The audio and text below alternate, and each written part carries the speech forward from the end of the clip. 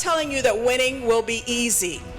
It's going to take a lot of work. I want to make sure I'm out there making life better for North Carolinians. Candidates have worked hard for months to get your vote to make a difference on the hot topics across our state and our nation. The decisions you make over the next 2 to 3 years are going to determine the fate of this country. The decisions on issues like the economy and abortion are bringing out voters of all ages. We need our gas prices down. We need our grocery prices down. I've never voted before, and I see this as like my voice. We're the generation that gets to kind of make a difference. Your voice could be making a difference tonight. The Midterms 2022 on your local election headquarters starts right now.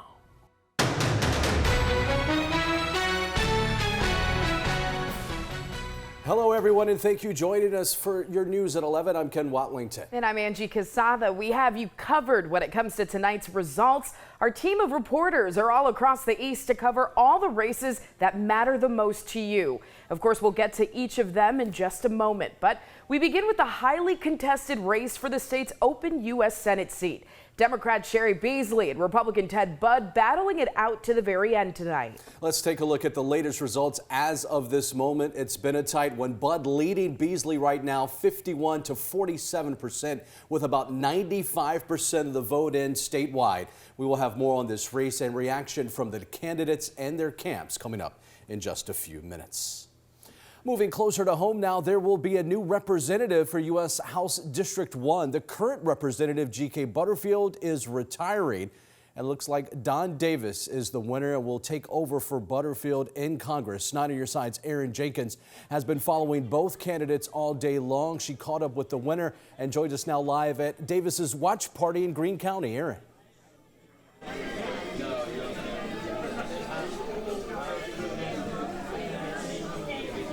Yeah, Ken, we are here actually with newly elected Congressman Don Davis. Congressman Davis, how does that sound? Well, I'll put it this way. I'm excited. So many have worked hard to get us here. It's time to go to work.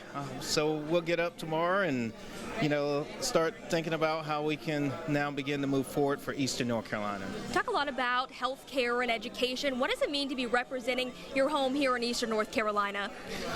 It means so much to me. I'm a native of Eastern North Carolina. At the same time, we all understand the challenges here. Sometimes we feel that we're left out, we're just forgotten. So for me, it's time to go to work to make sure that we're doing everything to bring resources back home to the East. And an exciting night filled with family and friends. Any sleep tonight or what's next? I don't know. After this excitement, I'm telling you, the room was just so excited. A lot of cheering and a lot of applause. I don't know if I'm going to get rest tonight. Well, congratulations. Thank you so much for your time, and hopefully you get a little bit of sleep tonight. Well, we do thank all of our supporters, and thank you, Eastern North Carolina. All right. Thank you so much. That's it from Live in Snow Hill. I'm Erin Jenkins, 9 on your side.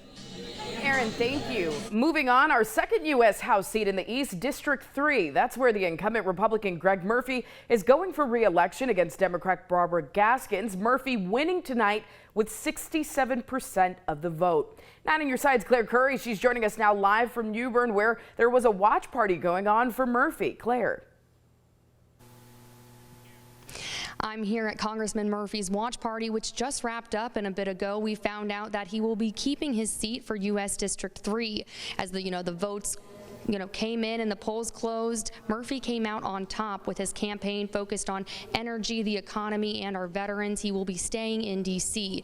At tonight's watch party, supporters like Craven County Sheriff Chip Hughes and Representative Keith Kidwell gave speeches along with Murphy. Murphy says that he plans to stay connected with people here in Eastern North Carolina, and he thanks everyone who put their names on the ballots and the people who went out and cast their votes today. Live in New Bern, Claire Curry, 9 on your side.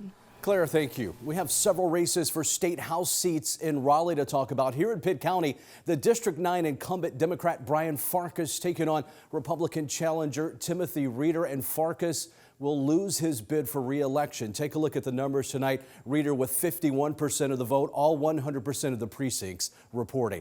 Not on your side, Sarah Gray-Barr joins us now from the WNCT newsroom tonight with more on what's been a really tight race. Yeah, Ken, all 18 precincts have reported, and pending certification of results, Tim Reeder won the seat for District 9 in the House of Representatives in North Carolina with 50.78% of the vote. To put that in perspective, that is a lead by 1.56% of the vote. I've already spoken to Reeder about this victory. He told me he looks forward to getting to work serving the folks of District 9. I'm going to find my office, get some staff, and then we're going to start working on the economy, work on creating jobs, working on improving the state for the citizens of Pitt County. This will be Reeder's first term in the North Carolina House of Representatives. In the newsroom, Sarah Gray Barr, 9 on your side. All right, Sarah Gray, thank you. And taking a look at other local races from NC House in District 8, which covers the northern portion of Pitt County, Democrat Glorstein Brown taking more than 50% of the vote. 100% of the vote is in there. To the state Senate now, District 5 covers Greenville up towards Rocky Mount, and right now Democrat Candy Smith holding on to the lead with 52% of the vote over Republican challenger Karen Kozel. Down in Onslow County, there is a heated race for District 15's seat in the State House. That's between the incumbent Republican Phil Shepard and Democrat Chris Schulte.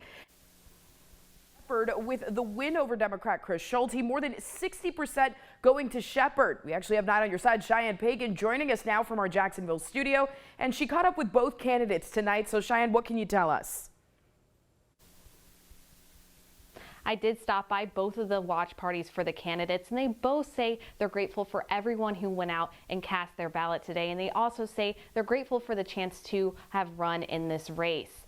Today, every vote counts, and that's certainly the message you can take away from the election. Earlier today, when I spoke with Shepard, he told me some of the things he wants to accomplish after his re-election. He said he wants to continue helping the state and county grow economically. And now with this win, he told me he hopes to be able to accomplish just that. That I'm going to be the same person I've always been. My door will always be open to them. A phone call away, any way that I can help them as their representative, I'll be glad to do that, because that's what it's all about. It's about the people of the state, the people of Onslow County and District 15. Schulte told me that he's grateful for the support he got in this race and for the large turnout of voters to the polls in this election. Now with this re-election, this will mark over 11 years Shepard has held his position. In our Jacksonville studio, Cheyenne Pagan, 9 on your side. Cheyenne, thank you. Tonight isn't just about those House and Senate seats. There are plenty of sheriff positions being decided tonight, and one of them is right here in Pitt County. Let's take a look at the results. The incumbent Paula Dance will win re-election with 55% of the vote tonight over the challenger Gary Weaver. Not on your sides, Adriana Hargrove is live in Greenville tonight with more on Sheriff Dance's big win. How is she feeling?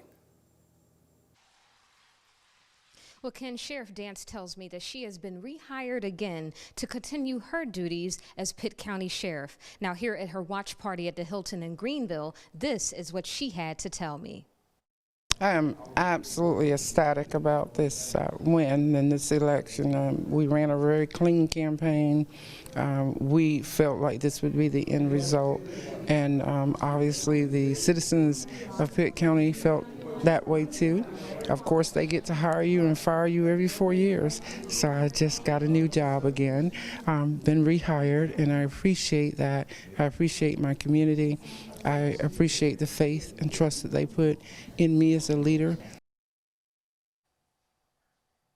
Reporting live in Pitt County, Adriana Hargrove, 9 on your side. Adriana, thank you. Beaufort County is also naming a new sheriff tonight to replace outgoing Sheriff Ernie Coleman. Taking a look at the results, Republican Scott Hammond is getting the 10-point win over Democrat Corey Rogerson. And 9 on your sides, Caitlin Richards. She's live for us tonight in Washington. So, Caitlin, what can you tell us? Yeah, Angie, I'm here at the Beaufort County Sheriff's Department where they're now getting a new sheriff, and that sheriff is Scott Hammonds. He was running against Democratic candidate Corey Rogerson, and now that Hammonds is the new sheriff, he tells me that he wants to build trust within the community and be a leading example. Both candidates tell me they just want to thank those supporters that supported them along their campaign journey and for those that showed up to the polls to vote. Live in Beaufort County, Caitlin Richards, 9 on your side. Caitlin, thank you. And there are so many other sheriff races across the East to get to tonight. Our Courtney Courtwright will be joining us with a look at some of those races coming up as we continue here on your local election headquarters. And of course, the big weather story this week is the progress of soon-to-be Hurricane Nicole. We'll have the latest and what it means for eastern North Carolina coming up next.